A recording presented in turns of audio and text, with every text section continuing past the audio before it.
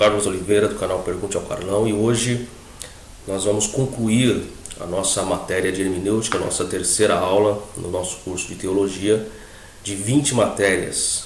Nós já tivemos 2 aulas de hermenêutica e hoje nós estaremos concluindo essa matéria, e tenho certeza que todos aqueles que assistiram, que acompanharam, que fizeram suas anotações, conseguiram extrair um conteúdo rico, informativo, que com certeza será muito benéfico quando usado de forma correta.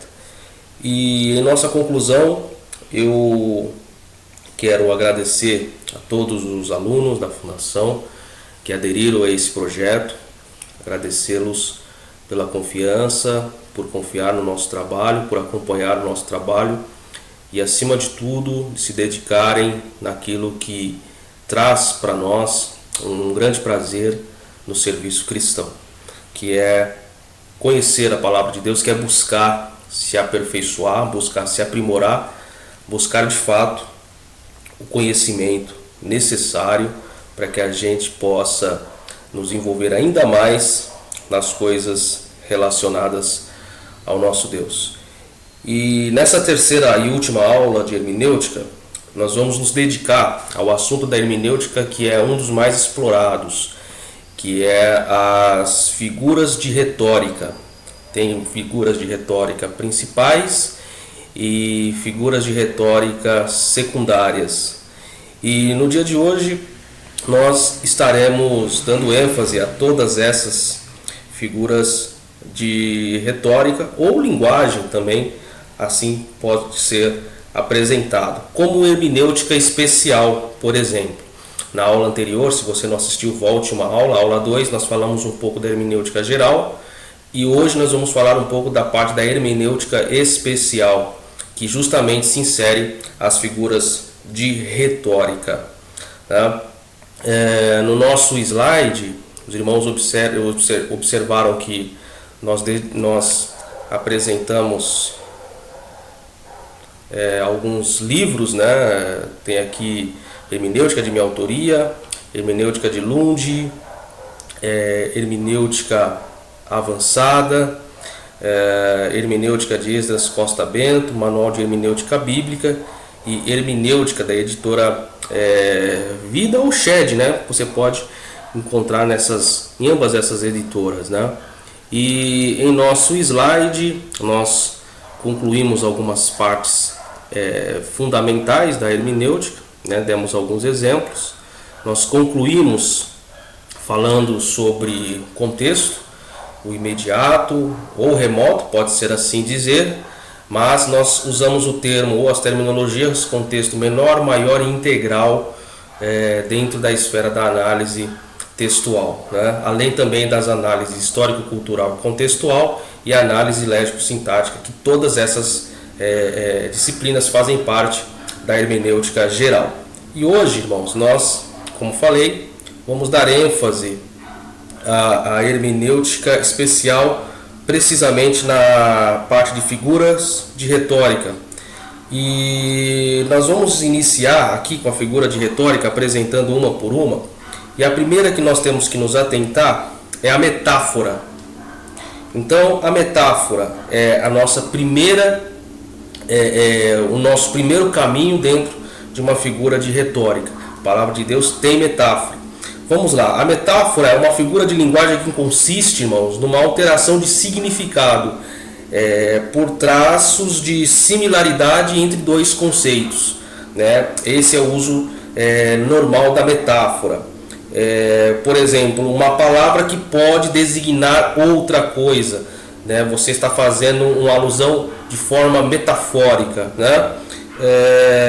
Ou uma semelhança entre dois objetos. Lá no livro de João, capítulo 14, no versículo 6, disse assim, Jesus diz, ou disse-lhe Jesus, dependendo da tradução que você está usando: eu sou o caminho, a verdade e a vida, ninguém vai ao Pai senão por mim. Jesus ele está usando um sentido metafórico, né? Quando ele se coloca como um caminho, como a verdade e como a vida, não significa literalmente que Jesus é uma estrada, é um caminho. de forma metafórica, ele coloca-se como caminho, por exemplo, porque o caminho, uma estrada, uma rodovia, uma rua, uma via arterial, seja lá qual for, ela vai sair de um ponto para outro ponto. Esse percurso de um ponto que nós estamos para um ponto que nós iremos segundo a vontade de nosso Deus, esse caminho é Jesus Cristo. Então Jesus ele usa a metáfora para se apresentar como sendo o caminho, a verdade e a vida. Esse é um exemplo metafórico dentro da palavra de Deus. Vamos continuando aqui para que a gente possa nos aperfeiçoando ainda mais nas figuras de retórica. A próxima figura de retórica, só mudando o slide aqui para os irmãos, eu vou deixar aqui na primeira parte para os irmãos entenderem um pouco a questão do conhecimento da hermenêutica, o que significa. A segunda é metonímia, né? E metonímia é uma figura de linguagem que, como a metáfora, ela consiste numa transposição de significado, irmãos. O que seria, né? Uma palavra usualmente que significa uma coisa passa a ser usada para significar outra. Ela tem muita proximidade com a metáfora. Não é uma metáfora. Metáfora é uma coisa, metonímia é outra coisa. Vamos dar um exemplo de metonímia na palavra de Deus. Olha só lá em João 13, versículo 8, que diz assim: tornou-lhe Pedro: nunca me lavarás os pés. Replicou-lhe Jesus: se eu não te lavar, não tens parte comigo. Observe que Jesus diz: se eu não te lavar, não tem partes comigo. O texto nos diz, irmãos, que Jesus ele está lavando os pés dos apóstolos, futuros apóstolos, e quando chegou em Pedro ele não aceitou, ele não achou aquilo, digamos, dentro de uma hierarquia, né, correto na visão dele, né? E ele reprovou a atitude de Jesus com relação a não lavar os seus pés, o que Jesus retrucou: se eu não te lavar, você não tem parte comigo. O que Jesus está querendo dizer? Se eu não te lavar, não tem parte comigo. Jesus está querendo dizer que não é uma lavagem simplesmente de um pé, não é uma lavagem simplesmente física. Jesus ele está usando esse termo de lavar os pés no sentido de lavar a alma. Vocês entenderam a metonímia? No sentido de lavar a alma. Então, quando Jesus diz: olha, se eu não te lavar, você não tem parte comigo, Jesus não está dizendo de uma lavagem simplesmente física. O ato de Jesus lavar os pés dos discípulos, ele está trazendo uma alusão de uma lavagem interior. Isso é metonímia. Ele usa o termo lavar numa alusão física, mas com significado espiritual, um significado abstrato. Compreenderam a diferença de metonímia e metáfora? Vamos lá. A próxima figura de retórica, nós temos sinédoque, né? Que vem do grego sinedoche, ou sinédoque, que é uma comparação de várias coisas simultaneamente. Refere-se, no caso, ao emprego de uma palavra no sentido figurado e consiste no uso da parte, do plural pelo singular, do gênero pela espécie. E a palavra de Deus também nos dá exemplos. Então eu estou te dando exemplos aqui, irmãos, de cada figura de retórica. Então na sinédoque, olha o exemplo que nós temos no Salmo 16, verso 9. Portanto, está alegre o meu coração e se regozija a minha glória, também a minha carne repousará segura. O que o salmista está querendo dizer aqui nesse texto? A minha carne, que é apenas uma parte do seu inteiro, habitará em segurança, quando deveria dizer o meu ser, que faz parte do todo, o meu corpo habitará em segurança. Ou seja, ele está usando a palavra corpo para dar uma abrangência de totalidade. Ele não está dizendo apenas que o seu corpo terá segurança, mas quando ele fala que o corpo dele, a carne dele, ele está se referindo ao todo. Toda a sua estrutura, seja ela física ou não, estará em segurança. Então ele usa de uma parte, dando alusão ao todo. Essa é a sinédoque. A outra figura de retórica da primeira parte, da parte especial, é o antropomorfismo. Não é tão desconhecido dos irmãos, né? Que é uma atribuição de qualidades humanas ao ser divino, ou a ideia de que Deus tem alguma espécie de formato. É uma forma de entender Deus com qualidades humanas, né? Por exemplo, em Gênesis 3, verso 8 e Êxodo 24, 10, com relação ao uso de pés, no Êxodo 24, 11, com relação ao uso de mãos, em Números 12, verso 8, com relação à boca, em Oséias 11, verso 8, com relação ao coração, em Êxodo 15, verso 3, como um homem de guerra, aquele que sai para guerrear. Então, o antropomorfismo é trazer uma linguagem humana ao caráter divino, tentar entender o divino com materialidade humana. Esse é o antropomorfismo. E, junto com o antropomorfismo, nós temos o antropopatismo, que vem do grego antropos, que os irmãos sabem. Nós vamos estudar um pouco mais disso na matéria de antropologia, que nós teremos adiante, que significa homem, e patein, que significa sofrer, né? Ou seja, sentimento humano. O antropopatismo, diferente do antropomorfismo, é que o antropomorfismo ele trata de partes físicas do homem dando um significado ao ser divino, e o antropopatismo de sentimentos humanos ao ser divino, como por exemplo em Gênesis 6, verso 6, sobre o fato de Deus se arrepender, embora ali Deus não se arrepende. Em Efésios 4:30, sobre Deus se entristecer, porque o entristecimento é um sentimento nosso, e nós damos essa característica de entristecimento a Deus, como por exemplo, não entristeçais o espírito e coisas do tipo. Sente ciúmes, por exemplo, em Ezequiel 16:42, que trata de um sentimento de ciúme, dando a alusão de que Deus sente ciúme, que na verdade Deus não sente ciúme, é apenas uma forma de entendê-lo numa linguagem nossa, para que nós possamos compreendê-lo de uma maneira mais abrangente. Sobre o fato de sentir ira, como em Romanos 1:18, cheiro, né, como Gênesis 8:21, sobre andar e ver, como Gênesis 11, versos 5 e 6, e assim sucessivamente. Essa é a parte do antropopatismo. Seguindo aqui, nós chegamos à prosopopeia, que é uma outra figura de retórica, que consiste em características de seres animados a seres inanimados. Exemplo, a árvore que geme, né? A árvore é um ser inanimado. O gemer é uma qualidade de um ser animado. As pedras falam. Pedra é um ser inanimado, não se move, não tem como mover, não fala, né? Não é natural de pedra falar, mas a palavra falam é um sentimento de características nossas, tá?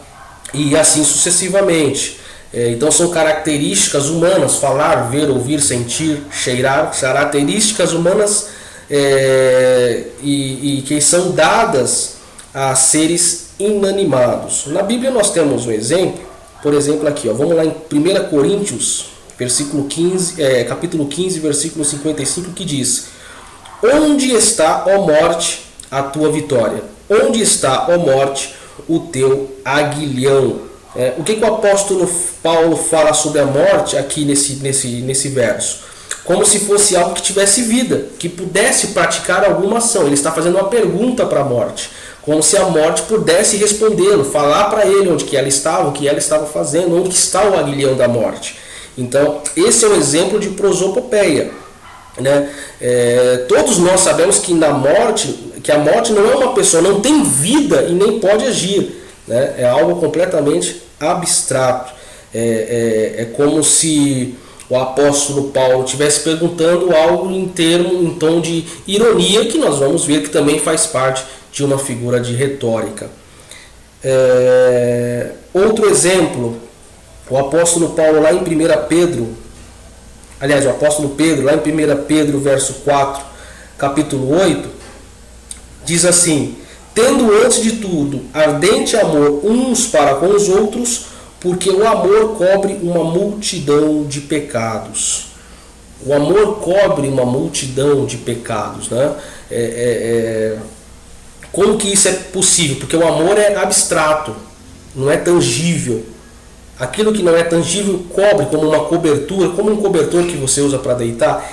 Pedro está falando justamente disso. Ele cobre uma multidão, pessoas, coisas concretas, o abstrato, o inanimado em interação com o animado. Essa é a prosopopeia. Seguindo adiante, nós chegamos na ironia, né, que é parecida com a prosopopeia em alguns termos, mas não é prosopopeia. Ironia é uma linguagem que consiste em utilizar um termo em sentido oposto ao original, né? Obtendo-se com isso um valor irônico, por isso que há uma ironia, né? Como por exemplo o ditado que as pessoas falam: me engana que eu gosto, né? Quem gosta de ser enganado? Ninguém, né? Não é verdade? Ninguém gosta de ser enganado. Quando eu falo me engana que eu gosto, eu estou dizendo não que a pessoa tem que me enganar porque eu tenho prazer nisso, mas numa forma irônica de dizer: olha, não me engana, né? Me engana que eu gosto, na verdade eu não quero ser enganado. Eu estou usando uma resposta irônica de forma negativa àquilo que acontece, a questão do engano. E a Bíblia também te dá exemplos disso. Então todas essas figuras de retórica nós estaremos tirando exemplos da Bíblia para ficar melhor a nossa compreensão. Então, por exemplo, em 2 Coríntios, capítulo 11, verso 5: ora, julgo que em nada tenho sido inferior aos mais excelentes apóstolos. Ou seja, o que Paulo está sendo bem irônico aqui. Ele em nada se julga menor que os mais excelentes. Ou seja, ele está colocando os apóstolos como excelente, mas ele é ainda mais excelente, né? E outro termo, 2 Coríntios capítulo 12, verso 11: tornei-me insensato, vós a isso me obrigastes, porque eu devia ser louvado por vós, visto que em nada fui inferior aos demais excelentes apóstolos, ainda que nada sou. Você veja como o apóstolo Paulo foi bem sutil. Ele se coloca em termos de palavra como nada, mas por dentro ele se sente o excelente apóstolo, número 1. Na sua fala ele coloca-se como nada, mas o seu interior entende que em nada ele deve para os outros apóstolos. Isso é uma ironia, isso é uma resposta irônica do apóstolo referente à questão do uso dessa linguagem. Outra figura de retórica que nós temos, a hipérbole, que é uma figura de linguagem que engrandece ou diminui exageradamente uma verdade ou a verdade das coisas, né? Trata-se de uma maneira exagerada de falar, você fala com exagero, né? A fim de salientar, de realçar aquilo que você está falando, né? Uma forma de clarear a imaginação com o atributo do exagero. E a Bíblia também nos dá exemplo disso. Um exemplo popular: às vezes a gente fala com uma pessoa e a pessoa ela sempre fica fazendo os mesmos questionamentos a nós. Aí a gente fala para a pessoa, a gente responde a ela: já te respondi isso mais de 1000 vezes. Não é que você respondeu 1000 vezes a pessoa, você já respondeu 1, 2, 3 vezes e de novo a quarta vez. Aí você usa essa figura de retórica, que é a hipérbole, multiplicando, mas não significa que você falou 1000 vezes. Você falou muitas vezes. Para não falar muitas vezes, você usa a hipérbole. Já falei 1000 vezes essa mesma coisa para você. E nós temos um exemplo na palavra de Deus, bem clássico, lá em Deuteronômio, capítulo 1, verso 28, que diz assim: para onde subiremos? Nossos irmãos fizeram com que se derretesse o nosso coração, dizendo: maior e mais alto é este povo do que nós. As cidades são grandes e fortificadas até os céus, e também vimos ali filhos dos gigantes. Não significa que a cidade, os muros da cidade é até o céu. Ele está dizendo que os muros da cidade são bem altos. Bem alto não significa que vai até o céu. Nem o maior dos edifícios do mundo, o califa, por exemplo, ele vai até o céu, ele toca o céu, jamais. Então ele usa uma hipérbole dentro desse texto bíblico. Um outro exemplo que nós temos no Novo Testamento, João, capítulo de número 21, o versículo de número 25, que diz assim: olha, e ainda Muitas outras coisas há que Jesus fez, as quais, se fossem escritas uma por uma, creio que nem ainda no mundo inteiro caberiam os livros que se escrevessem. Não significa necessariamente que não tem como registrar todas as coisas que Jesus fez. Dando um parêntese aqui, nós percebemos que só evangelhos foram escritos mais de 200. Ou seja, mais de 200 autores escreveram o evangelho de forma que eles entendiam determinada situação e colocaram no seu evangelho. A Bíblia nos dá o registro do evangelho escrito por 4 escritores: Mateus, Marcos, Lucas e João. Mas dentro da historicidade da escrita, nós observamos que não foram somente esses os escritores. A própria ciência nos diz que existem mais de 200 escritores que falaram, que escreveram sobre Jesus. Numa outra matéria, provavelmente na matéria de seitas e heresias, nós vamos falar um pouco sobre esses escritos, tá? Sobre alguns desses escritos, não canonizados, e alguns que podemos considerar como apócrifos. Então a hipérbole é isso, é você dar uma ênfase exagerada para determinado termo. Aí nós chegamos aqui à alegoria, que vem do grego alos, que significa outro, e agoreum ou agorei, que significa falar. Uma alegoria é a exposição de um pensamento sob forma figurada, né? O uso da forma figurada. Nós, inclusive, já utilizamos aqui alguns exemplos em vídeos anteriores, quando nós falamos sobre teólogos conservadores e teólogos liberais, né? Então, uma alegoria é como se fosse uma metáfora ou símile, né? É como se nós pudéssemos dizer no sentido de parábola ou uma analogia. Vamos para um exemplo bíblico em Gálatas, né? Capítulo 4, versículo 24, né? O que se entende por alegoria nesse sentido, né? Pois essas mulheres são 2 pactos, um do Monte Sinai, que dá à luz filhos para a servidão, que é Agar. Isso é uma alegoria, né? Indica uma expressão de alguma coisa por meio de uma imagem ou de outra. Você quer explicar alguma coisa usando uma imagem de outra, né?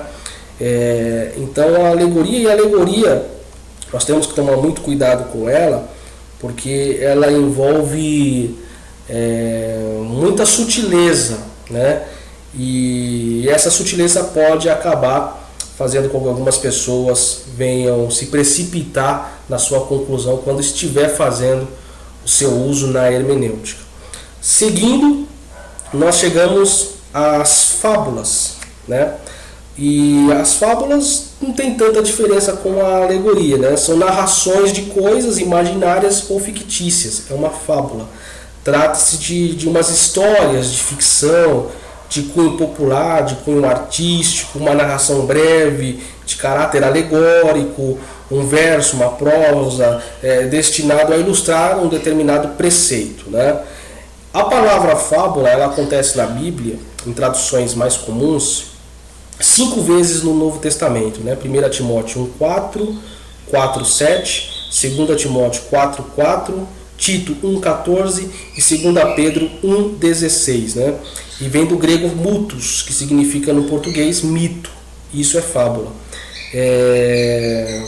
Vamos dar um exemplo aqui do texto de 2 Reis, capítulo 14, versículo 9. Nós temos uma fábula aqui que está escrito assim: mandou, porém, Jeoás, rei de Israel, dizer a Amazias, rei de Judá: o cardo que estava no Líbano mandou dizer ao cedro que estava no Líbano: dá tua filha por mulher a meu filho. Mas uma fera que estava no Líbano passou e pisou o cardo. Então nós temos aqui o cardo, nós temos aqui Líbano, nós temos aqui cedro. Então, o que cada coisa significa dentro do seu contexto? Então, vamos lá. O cardo que está no Líbano, cardo é o nome de uma planta considerada praga de lavoura, né? De flores amarelas, com espinhos acidentadas e um caule ereto, revestido de pelos. O cedro, né, que está no Líbano, significa aqui uma árvore ornamental de grande porte, de folhas lineares, verdes. Através de suas células resinosas, ela fornece a madeira, né, alva e aromática. Então, quando o escritor ele coloca aqui o cedro do Líbano junto com o cardo, observe que o cedro do Líbano mencionado nessa fábula é Joás, rei de Israel. E o cardo é Amazias, rei de Judá. Né? Ao considerar o cedro ornamental, o rei Joás humilha Amazias, comparando-o a um cardo. Tá? Então nós percebemos que é uma fábula. Ele usa termos históricos, fictícios, alegóricos, para dar sentido àquilo que ele está dizendo. Seguindo, nós vamos para mais uma figura de retórica, que é enigmas. A próxima figura de retórica especial, enigma, que são questões propostas em termos obscuros, ambíguos, para ser interpretada ou adivinhada por alguém. Há um enigma. E a Bíblia nos dá vários enigmas, né? Nós temos um bem conhecido de Sansão, né? que nós podemos usar, e é um exemplo clássico de enigma, mas não tem somente esse termo. Vejamos 1 Reis, capítulo 10, versículo 1, né? Que a rainha de Sabá apresentou-se a Salomão a fim de prová-lo com perguntas difíceis, um tanto enigmáticas. Se você for ver lá, 1 Reis, capítulo 10, verso 1, você terá essa visão com relação a essa questão de enigmas, né? Outro exemplo que nós podemos observar é o livro vamos ver o de Sansão, né? Lá em Juízes 14, verso 14. Então lhes disse, né? Do que come saiu comida e do forte saiu doçura, e em 3 dias não puderam decifrar o enigma, que é justamente a questão que envolve o nosso amigo Sansão. Então essa primeira parte, irmãos, é a parte das figuras de retórica especial, tá? Figuras de linguagem de primeiro plano, vamos dizer assim. Agora nós vamos entrar na figura de linguagem secundária, que não é menos especial, que não é menos importante, mas é só uma classificação da hermenêutica. E a primeira dela que nós observamos é o tipo, né? Tipo é uma maneira de apresentar realizações, o caráter e os atributos de uma pessoa através de algo ou de alguém, né? A tipologia, nós temos muito disso, principalmente no Antigo Testamento. A questão judaica, ela usa muito a questão da tipologia. Nós temos um exemplo de tipologia clássico do tabernáculo, da tipologia do tabernáculo em alusão às coisas que aconteceriam no Novo Testamento, a Jesus Cristo, né? Claro que nós não vamos falar sobre isso nesse momento, porque nós precisaríamos de muito tempo para falar só sobre tipologia da questão do tabernáculo em referência a Cristo. Mas é um exemplo de tipologia, um exemplo clássico de tipologia. Vamos observar aqui alguns termos gregos que foram traduzidos para o português, por exemplo, né? Tupos, que significa tipo ou figura. Em Romanos 5,14, nós temos um exemplo de tipo ou figura que nos diz assim: no entanto, a morte reinou desde Adão até Moisés, até sobre aqueles que não tinham pecado à semelhança da transgressão de Adão, o qual é a figura daquele que havia de vir. Esse é um exemplo de tipo, de figura. Ska, que é do grego, que é uma palavra grega que significa sombra, e lá em Colossenses 2,17 nos diz que são sombras das coisas futuras, mas o corpo é de Cristo. É uma tipologia. Outro termo do grego que também pode servir para sombra, mas não só para sombra, é o podeigma, que é cópia, que lá em Hebreus 8:5 nos diz assim: os quais servem de exemplo e sombra das coisas celestiais, como Moisés divinamente foi avisado, estando já para acabar o tabernáculo, porque foi dito: olha, faze tudo conforme o modelo que no monte se te mostrou. Este é um exemplo. E aqui, mais interessante ainda, que está usando justamente uma questão do tabernáculo do Antigo Testamento, numa referência em Hebreus no Novo Testamento. Outro termo grego, semeion, sinal, que nós temos lá em Mateus 12:38, que diz: então, alguns dos escribas e dos fariseus tomaram a palavra dizendo: mestre, quiséramos ver da tua parte algum sinal. E para a gente encerrar, parabolê, que significa figura, como também tupos, que nós temos um exemplo em Hebreus capítulo 9, versículo 24, que diz: porque Cristo não entrou num santuário feito por mãos, figura do verdadeiro, porém no mesmo céu, para agora comparecer por nós perante a face de Deus. Então nós temos essas terminologias de tipo do grego, traduzindo para o nosso idioma português dentro da palavra de Deus. Então, a tipologia, se os irmãos desejarem, os irmãos podem comentar, se futuramente os irmãos desejarem que eu fale sobre a tipologia, principalmente dando alusão do tabernáculo para com a pessoa de Jesus Cristo, a gente pode fazer sim um curso, uma palavra sobre a tipologia. É muito perigoso, porque nós observamos nos dias atuais que tem muitas igrejas cristãs que você vê menorá, vê a Arca da Aliança, vê uma série de situações ali que são tudo tipologias, né? Como se tivéssemos retratando o lugar santíssimo, e não é assim, né? Nós temos que entender, irmãos, que o véu se rasgou, nós somos cristãos, o Senhor nos comprou, nós pertencemos a Ele, nós temos livre acesso ao Pai. Nós não precisamos ir no sumo sacerdote para que o sumo sacerdote venha apresentar a Deus as nossas vidas, as nossas culpas. Nós não precisamos pegar uma ovelha e sacrificar a ovelha. Isso são simbólicos, são tipologias, porque tudo isso já foi concretizado em Cristo, o sacrifício perfeito. Então nós temos que tomar muito cuidado com relação à tipologia. Mas no outro vídeo nós podemos fazer algo referente à tipologia. Além da tipologia, dentro da figura de retórica secundária, nós temos símbolos, né? Que é um princípio de analogia, que representa ou que substitui alguma outra coisa, é aquilo que, por sua forma ou natureza, evoca, representa ou substitui, num determinado contexto, algo abstrato ou ausente, né? E na palavra de Deus nós temos muito essa questão de símbolos, e também nós temos que tomar cuidado tanto quanto a questão da hermenêutica geral, quando nós falamos sobre figuras de linguagem figurada, simbólica, alegórica, literal, mas dentro dessa tipologia ou dentro dessa hermenêutica especial, nós temos que também tomar cuidado com relação a símbolos, de não ficar dando simbologia a todas as coisas, colocar símbolo onde não há símbolo.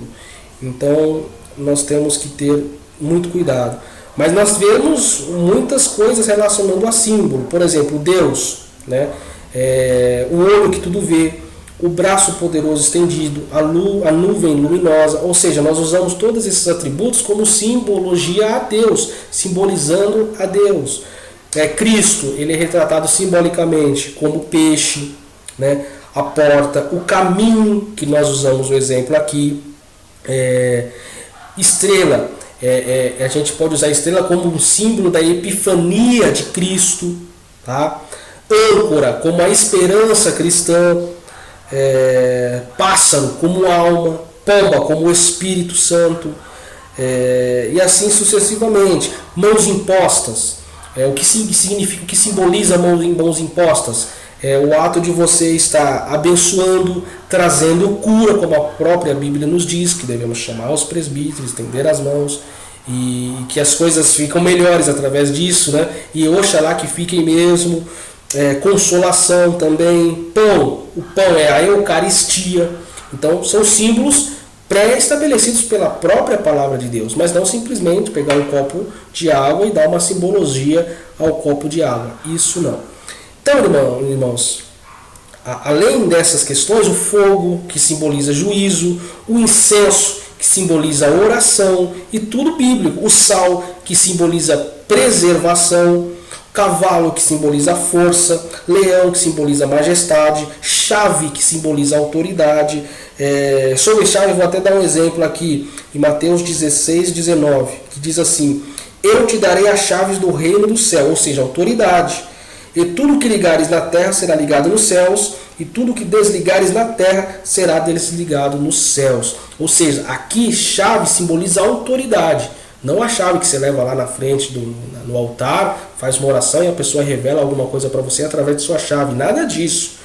Isso é um contexto bíblico. Nós estamos falando de fatos bíblicos científicos, não de emocionalismo. Do mesmo modo, a questão do fermento, que simboliza pecado. Olha o que diz Mateus 16, verso 11. Como não compreendestes que não vos falei a respeito do pão, mas que vos guardasseis do fermento dos fariseus e saduceus? Ou seja, o fermento no sentido de pecado, simbolizando pecado. Isso é símbolo, que é uma vertente da hermenêutica especial. Portas significa domínio, e nós temos tantos outros exemplos referentes à questão de símbolos. E, indo mais adiante, nós chegamos à parábola. E a Bíblia ela está cheia. E como tipo, também seria necessário um estudo só sobre parábolas, porque é muito vasto. Mas dentro da hermenêutica especial, nós também temos parábola, que é uma narração alegórica de um conjunto de elementos, por comparação às coisas que você vem falando dentro de um contexto geral, né? É uma forma de alegoria extraída da natureza ou de ocorrências do dia a dia. E você cria uma parábola. Tem pessoas, irmãos, que entendem que as parábolas de Jesus, por exemplo, elas não foram simplesmente cogitadas por ele, mas todas elas foram vividas, ou seja, literalidade. Isso é o que algumas pessoas pensam, né? E pode ser compreendida por nós quando também vivemos essas mesmas parábolas em vida. Mas esse é uma vertente, esse é um exemplo, tá bom? Então, parábolas nós temos muitas na Bíblia, né? Lá no capítulo 15 do Evangelho segundo Lucas, apresentam 3 parábolas, né? A parábola da ovelha perdida, a parábola da dracma perdida e a parábola do filho pródigo, tá? E sobre essa parábola, né, a dracma que estava perdida e não sabia que estava perdida, esta é a situação do cristão perdido dentro de casa, né? Está perdido e não sabe que está perdido. A ovelha perdida, mas não sabia o caminho de volta, é o tipo de cristão perdido que não tem forças para voltar. E o filho que estava perdido, sabia que estava perdido e sabia o caminho de volta, tanto que voltou, né? É o tipo de cristão perdido e que volta para o Pai. Viu um exemplo de parábola dentro de Lucas? Então, isso são parábolas. Além dela, nós temos dentro da hermenêutica especial a símile. Né?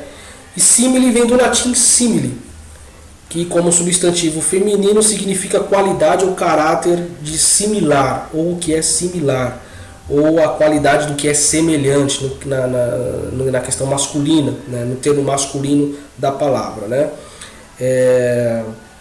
Por exemplo, foi dado alguns exemplos na Bíblia, e vamos ver aqui o exemplo de Isaías 58, verso 11. O Senhor te guiará continuamente, te fartará até em lugares áridos e fortificará os teus ossos. Serás como um jardim regado e como um manancial cujas águas nunca falham.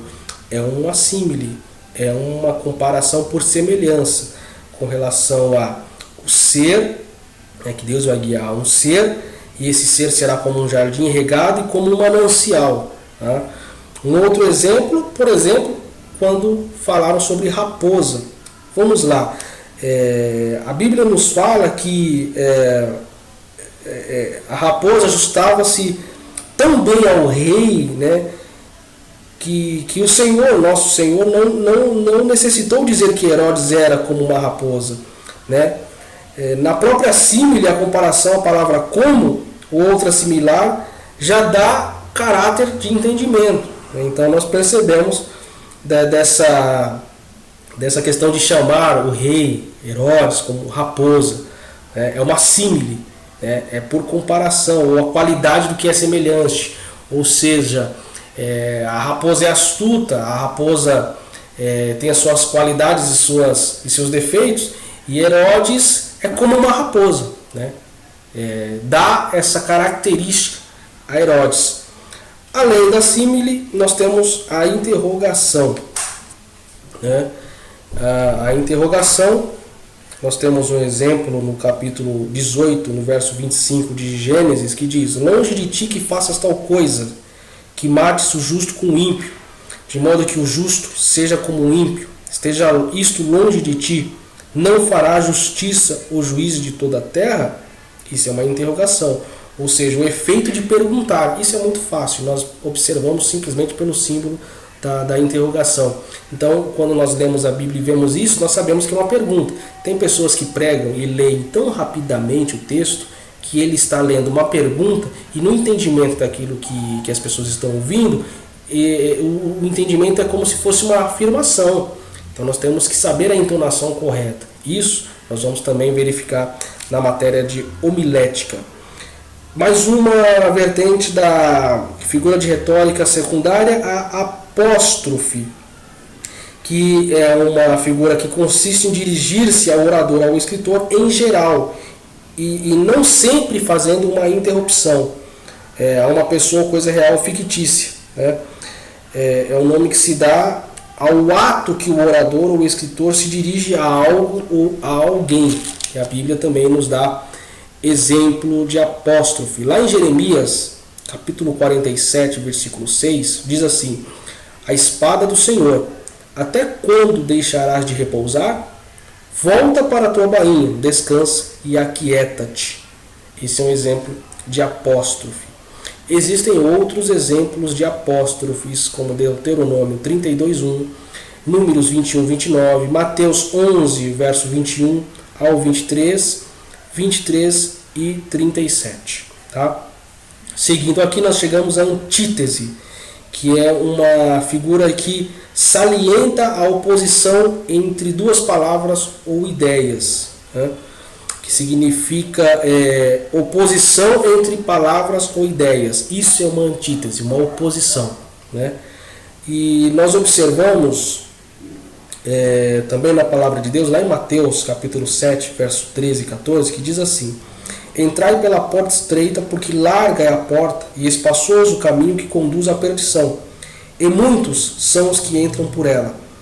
E porque estreita é a porta e apertado o caminho que leva à vida, e poucos há que a encontrem. Esse é um exemplo de antítese, uma oposição a um pensamento, a uma ideia. Seguindo, nós chegamos nos provérbios, né? E provérbios nós vemos na Bíblia que nós temos um livro que trata claramente sobre provérbios, né? E nós podemos, no estudo desse texto, desse livro de provérbios, ter uma compreensão detalhada sobre o real significado que são os provérbios, né? O provérbio ele vem do latim, que é uma união de duas palavras, né? O prefixo pro, que significa antes, e o sufixo verbum, que significa palavra, né? Então, vamos dar um exemplo aqui de um provérbio bem interessante no Novo Testamento, saindo um pouco da questão do livro. Lá em João capítulo 16, verso 25 e 29. Disse-vos estas coisas por figuras. Chega, porém, a hora em que vos não falarei mais por figuras, mas abertamente vos falarei acerca do Pai. Disseram os seus discípulos: eis que agora falas abertamente, e não por figura alguma. Isso é um provérbio. Tá? No livro de provérbios nós conseguimos verificar centenas, o livro todo praticamente, né? Um outro exemplo nós observamos em Marcos capítulo 6, verso 4, que diz: Então Jesus lhes dizia, um profeta não fica sem honra senão na sua terra, entre os seus parentes e na sua própria casa. Esse é um outro provérbio, é aquele velho provérbio, profeta de casa não tem honra, dizem, né? Esse é um provérbio. Paradoxo.